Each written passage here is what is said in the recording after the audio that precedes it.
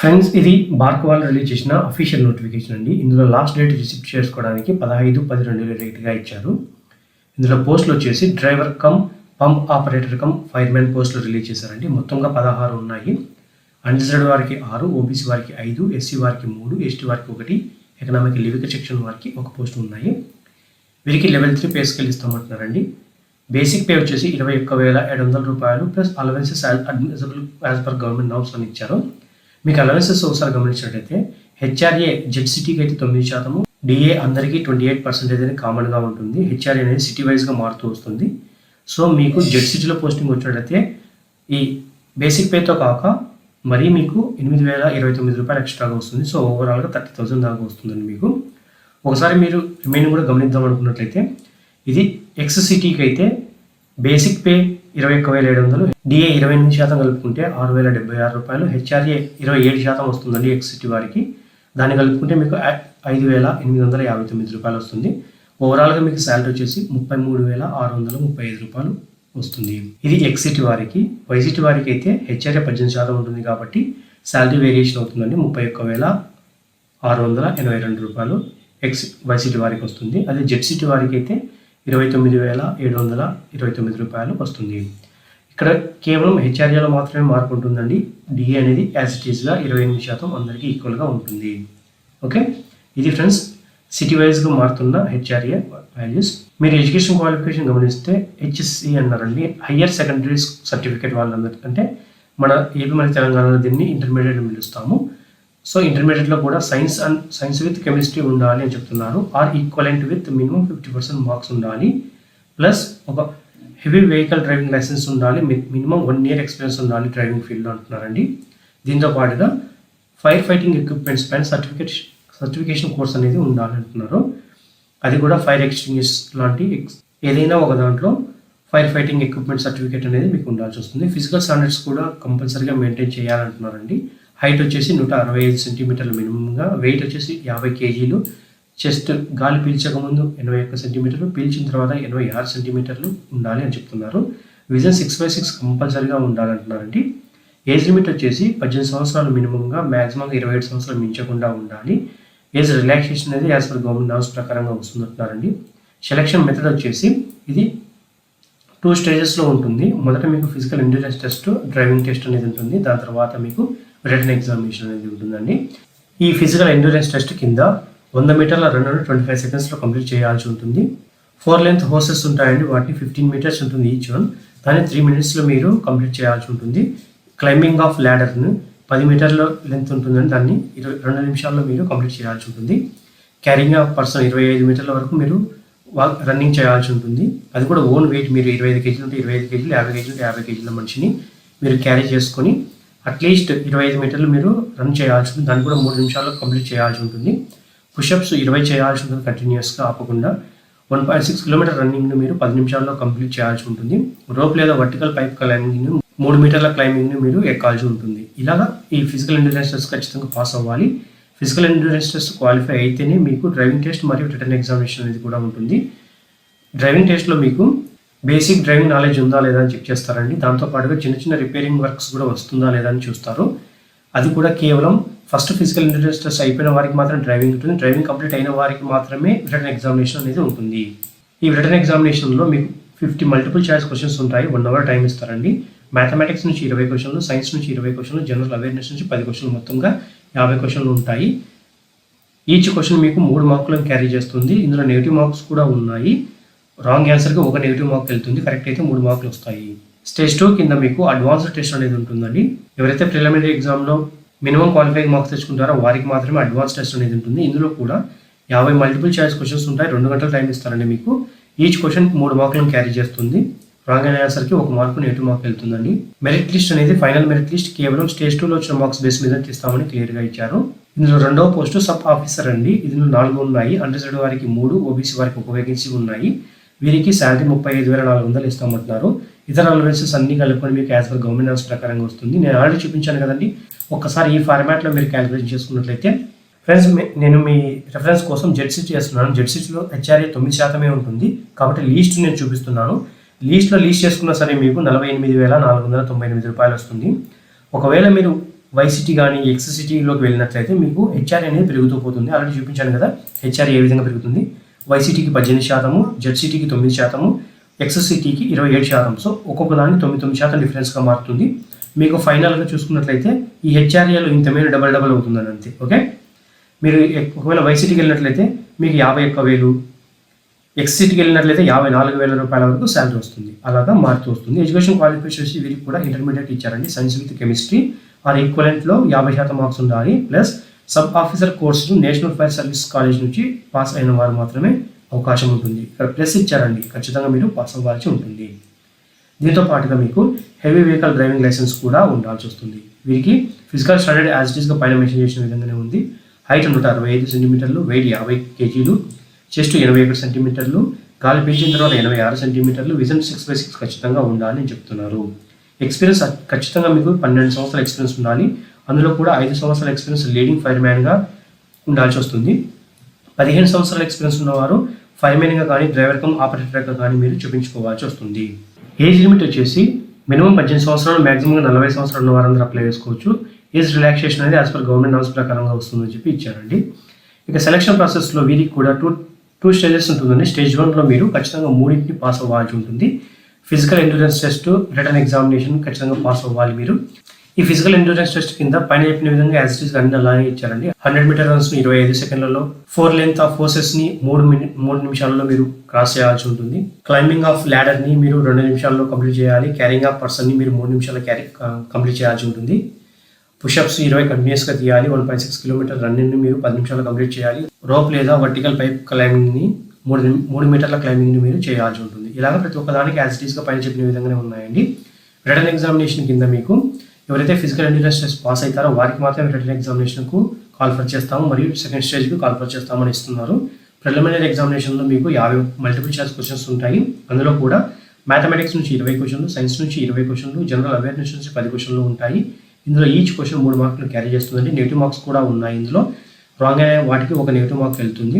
ఎవరైతే ప్రిలిమినరీ ఎగ్జామ్లో మంచి స్కోర్ తెచ్చుకుంటారో వారికి మాత్రమే స్టేజ్ 2కు ఇన్వైట్ చేస్తామంటున్నారండి. స్టేజ్ 2లో కూడా 50 మల్టిపుల్ చాయిస్ క్వశ్చన్స్ ఉంటాయి. వీరికి 2 గంటల టైం ఇస్తారు. ఈచ్ క్వశ్చన్ 3 మార్కులు క్యారీ చేస్తుందండి. నెగిటివ్ మార్క్స్ కూడా ఉన్నాయి. ఒక రాంగ్ ఆన్సర్కి ఒక నెగిటివ్ మార్క్ వెళ్తుంది. కరెక్ట్ అయితే 3 మార్కులు వస్తాయి. ఈ విధంగా స్టేజ్ 2 కూడా ఇచ్చారండి. జనరల్ కండిషన్స్ కింద ఏజ్ క్రైటీరియా అనేది యాజ్ పర్ గవర్నమెంట్ నామ్స్ ప్రకారంగా రిలాక్సేషన్ కూడా ఉంటుంది. ఎస్సీ ఎస్టీ వారికి 5 సంవత్సరాలు, ఓబీసీ వారికి 3 సంవత్సరాలు. ఎడ్యుకేషన్ మరియు టెక్నికల్ క్వాలిఫికేషన్ అనేది ఖచ్చితంగా మీరు recognised technical education board of నుంచి మాత్రం తెచ్చుకున్న సర్టిఫికేట్స్ను సబ్మిషన్ చేయాల్సి ఉంటుంది. డేట్ ఆఫ్ బర్త్ కూడా ఖచ్చితంగా స్కూల్ లివింగ్ సర్టిఫికేట్ ఏదైతే ఉంటుందో దానిని ఫైనల్గా మేము కన్సిడర్ చేస్తామని ఇస్తున్నారు. ఫ్రెండ్స్, ఇందులో 15వ పాయింట్ కింద వెయిట్ లిస్ట్ కూడా తీస్తాము మేము. కాకపోతే ఎవరైతే ముందు ఉంటారో వారు జాయిన్ కాకపోతేనే మీకు వెయిట్ లిస్ట్లో ఉన్న క్యాండిడేట్స్కి ఛాన్సెస్ ఉంటుందని ఇస్తున్నారు. ఈ వెయిట్ లిస్ట్ కూడా 1 ఇయర్ వరకు, జాయినింగ్ డేట్ నుంచి 1 ఇయర్ వరకు మీకు అవైలబుల్లో ఉంటుంది. ఈ 1 ఇయర్ లోపల ఎవరైనా రిజైన్ చేసినా ఆ లిస్ట్లో ఉన్న వారు జాయిన్ కాకపోయినా మీకు ఛాన్సెస్ ఉంటుంది అని క్లియర్గా ఇచ్చారండి. అప్లై చేసుకోవాలనుకున్న వారికి కేవలం ఆఫ్లైన్ మోడ్లో మాత్రం అప్లై చేసుకోవాలి. అప్లై చేసుకున్న తర్వాత మీరు అలాంగ్ సపోర్టింగ్ డాక్యుమెంట్తో సహా మీరు అప్లికేషన్ ఫామ్ను ఎన్వలప్ కవర్ పెట్టి పంపించాలి. ఆ ఎన్వలప్ కవర్ పైన మీరు application for the post of అని రాసి ఏ పోస్ట్కి అయితే అప్లై చేస్తారో ఆ పోస్ట్ పేరు, పోస్ట్ కోడ్, అగ్నిస్ట్ అడ్వైజరీ నెంబర్ అని చెప్పి ఇదంతా క్లియర్గా మీరు దానిపైన రాయాల్సి వస్తుందండి. దీన్ని కూడా అన్ని క్యాపిటల్ లెటర్లోనే రాయాలి. అప్లికేషన్ ఫామ్ను కూడా క్యాపిటల్ లెటర్లోనే ఫిల్ చేయాల్సి ఉంటుంది. దీంతో పాటుగా మీరు 2 రీసెంట్ పాస్పోర్ట్ సైజ్ ఫోటోగ్రాఫ్ని అటాచ్ చేయాల్సి ఉంటుంది అప్లికేషన్ ఫామ్తో పాటుగా. అప్లికేషన్ ఫామ్తో పాటుగా ఏమేమి సర్టిఫికేట్స్ అటాచ్ చేయాలంటే మీరు అన్నింటిపైన సెల్ఫ్ అటెస్టేషన్ ఖచ్చితంగా ఉండాలని చెప్తున్నారు. అది ఏంటంటే 10th క్లాస్ మార్క్స్ మెమో, మీ డేట్ ఆఫ్ బర్త్ సర్టిఫికేట్ ప్రూఫ్గా మీరు సబ్మిషన్ చేయొచ్చు. ఇంటర్మీడియట్ ఎడ్యుకేషన్ క్వాలిఫికేషన్ మినిమం స్టాండర్డ్గా ఇచ్చారు కాబట్టి ఎడ్యుకేషన్ క్వాలిఫికేషన్ కింద ఇంటర్మీడియట్ పెడతారు. ఒకవేళ మీ దగ్గర హైయర్ ఎడ్యుకేషన్ క్వాలిఫికేషన్ సర్టిఫికేట్స్ ఉన్నా సరే మీరు వాటిని అటాచ్మెంట్గా చూపించవచ్చు. Certificate of fire fighting equipment stage ఉంటుంది కదా, కోర్స్ కంప్లీషన్ చేసి ఉండాలి ఖచ్చితంగా అన్నారు.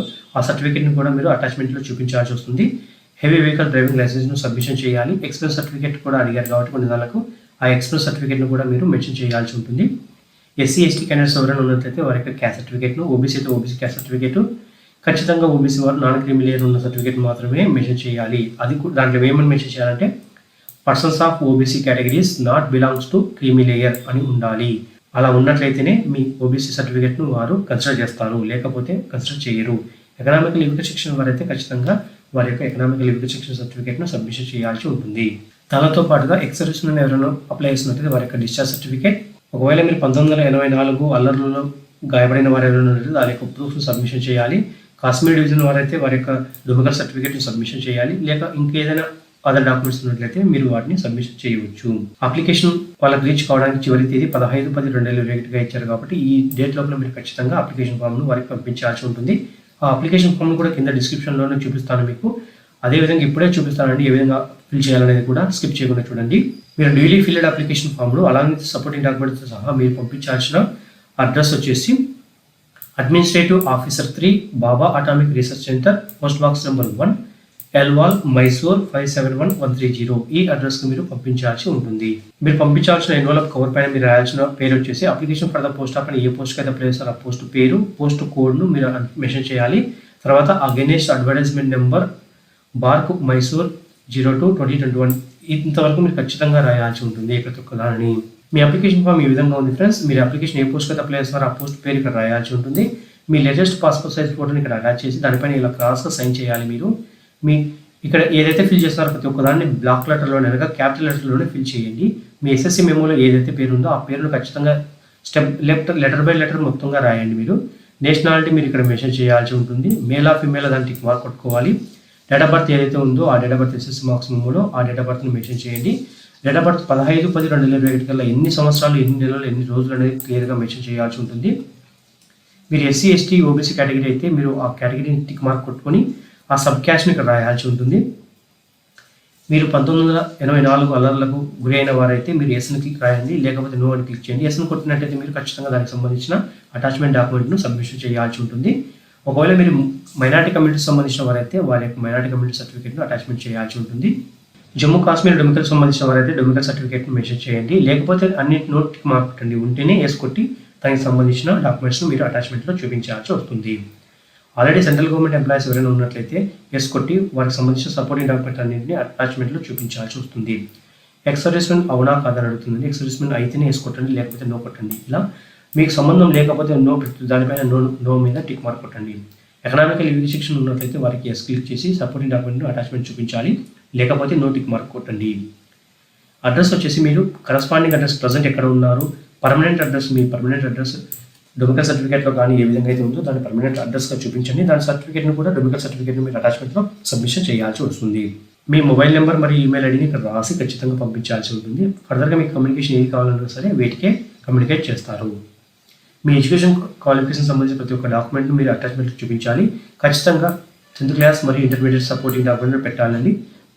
ఒకవేళ మీకు హైయర్ ఎడ్యుకేషన్ క్వాలిఫికేషన్ ఉన్నట్లయితే వాటిని కూడా మెన్షన్ చేసి అది ఎక్కడెక్కడ పాస్ అయ్యారు, ఏ సంవత్సరం పాస్ అయ్యారు, ఏ సబ్జెక్ట్లో ఎంతెంత పర్సెంటేజ్ వచ్చిందని ప్రతి ఒక్క దానిని మీరు మెన్షన్ చేయాల్సి ఉంటుంది. ఈ కాలమ్స్లో మీరు ఫైర్ ఫైటింగ్ ఎక్విప్మెంట్లో కోర్స్ కంప్లీషన్ చేసిన వారికి మాత్రమే అవకాశం ఉంటుంది కాబట్టి దాని యొక్క సర్టిఫికేషన్ డీటెయిల్స్ అన్నింటినీ మెన్షన్ చేయాలి. ఆ name of the fire fighting certificate పేరు, ఏ డేట్ని ఇష్యూ చేశారు, ఏమైనా రిమార్క్స్ ఉన్నాయా లేదా అని మెన్షన్ చేయాలి. మీరు detailed heavy vehicle driving licence గురించి రాయాలండి.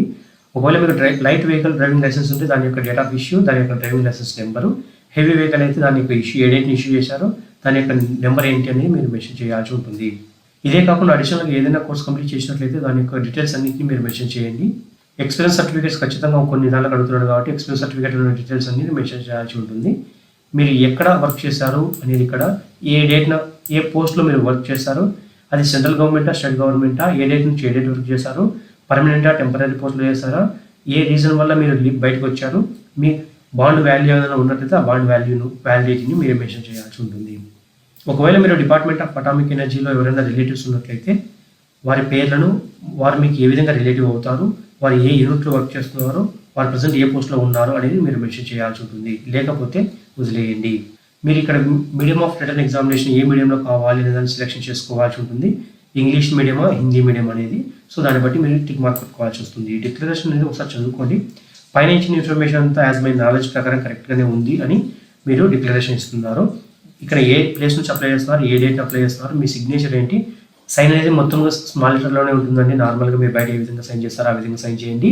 మీ పేరు క్యాపిటల్ లెటర్లోనే రాయండి. అది ఎస్ఎస్సి మార్క్స్ మెమోలో ఏ విధంగా ఉందో ఆ పేరుని ఇక్కడ బాక్స్ రూపంలో ఇక్కడ రాసేయండి. మీరు బాక్స్ చేయాల్సిన అవసరం లేదు, నార్మల్గా రాసేయండి.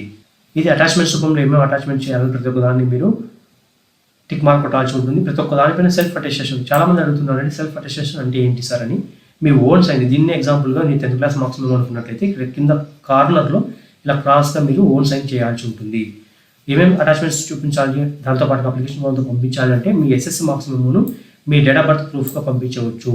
Okay, date of birth proof original date of birth certificate నుండి ఒరిజినల్ డేట్ ఆఫ్ బర్త్ సర్టిఫికేట్ను కూడా మెన్షన్ చేయొచ్చు. లేని వారు మాత్రమే ఎస్ఎస్సి సర్టిఫికేట్ను డేట్ ఆఫ్ బర్త్ ప్రూఫ్గా మీరు సబ్మిషన్ చేస్తారు. కాకపోతే ఎస్ఎస్సి మెమోలో ఏ డేట్ ఆఫ్ బర్త్ అయితే ఉంటుందో దాన్ని మాత్రమే ఫైనల్గా తీసుకుంటారు కాబట్టి దానిని మీరు సబ్మిషన్ చేయండి. హయ్యర్ సెకండరీ లెవెల్ సర్టిఫికేట్ను అది కూడా ఖచ్చితంగా సైన్స్ విత్ కెమిస్ట్రీ బ్యాక్గ్రౌండ్ ఉండాలి, లేదా ఈక్వలెంట్ బ్యాక్గ్రౌండ్లో ఉన్న వారు మాత్రమే అప్లై చేసుకోవాల్సి ఉంటుంది. మీరు ఫైర్ ఫైటింగ్ ఎక్విప్మెంట్ సర్టిఫికేట్ను అటాచ్మెంట్లో చూపించాలి, హెవీ డ్రైవింగ్ లైసెన్స్ను చూపించాలి, మినిమం 1 year ఎక్స్పీరియన్స్ సర్టిఫికేట్ను అటాచ్మెంట్లో చూపించాలి. క్యాస్ట్ను క్లెయిమ్ చేస్తున్న వారు ఎస్సీ, ఎస్టీ, ఓబీసీ వారు వారి యొక్క క్యాస్ట్ సర్టిఫికేట్ను అటాచ్మెంట్లో పెట్టాలి. ఎకనామికల్ ఎబిలిటీ సెక్షన్ ఉన్నట్లయితే మీరు అటాచ్మెంట్లో చూపించండి, లేకపోతే దీన్ని ఇలా క్రాస్ మార్క్ పెట్టండి. ఎనీ అదర్ డాక్యుమెంట్స్ ఏదైనా మెన్షన్ చేస్తున్నట్లయితే వాటిని టిక్ మార్క్ కొట్టి వాటి పేర్లను కూడా పైన అటాచ్మెంట్లో చూపించండి. మీడియం ఆఫ్ రిటర్న్ ఎగ్జామినేషన్ ఏది కావాలని అడుగుతున్నారండి, ఇంగ్లీష్ అయితే ఇంగ్లీష్, హిందీ అయితే హిందీ, టిక్ మార్క్ చూపించండి. మీరు ఏ ప్లేస్ నుంచి అప్లై చేస్తున్నారు, ఏ డేట్ని అప్లై చేస్తున్నారు, మీ సిగ్నేచర్ పైన సిగ్నేచర్ ఇక్కడ పేరు అండి, కింద పేరు పైన సిగ్నేచర్ ఖచ్చితంగా మర్చిపోకుండా సైన్ చేసి మీ పేరును కంప్లీట్గా బ్లాక్ లెటర్ క్యాపిటల్ లెటర్లోనే రాసి పంపించాలి.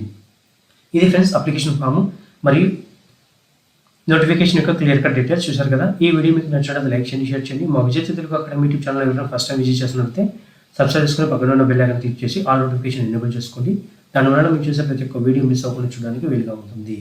Thank you friends, thank you for visiting Vijay Telugu academy YouTube channel.